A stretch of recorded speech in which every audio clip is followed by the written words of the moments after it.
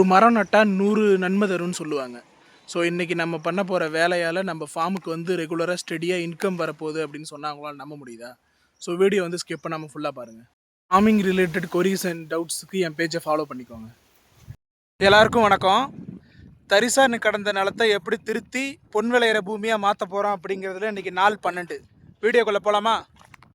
ஒரு ஃபேமிலியை ஹையர் பண்ண போகிறேன்னு சொன்னேன்ல, அவங்களுக்கு வந்து இருக்க இடம் சாப்பிட்றதுக்கு மட்டும்தான் நம்மளால் கொடுக்க முடியும். அவங்களோட இன்கம்காண்டி தான் இந்த ஃப்ரூட் பிளான்ட்ஸு.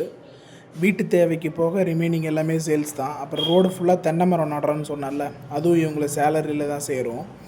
எண்ணெய் செடிலாம் பார்த்திங்கன்னா avocado, star fruit, water apple, மாதுளை, மலநெல்லி, செவ்வாழை, ஆரஞ்சு, சாத்துக்குடி, இதோட க்ரோத் எல்லாமே எப்படி இருக்குதுன்னு சொல்லிட்டு அப்கமிங் வீடியோஸில் நான் சொல்கிறேன். இந்த மாதிரி ஸ்மார்ட் ஒர்க் பண்ணிங்கன்னா ஈஸியாக நீங்கள் விவசாயத்தில் ஜெயிக்கலாம்.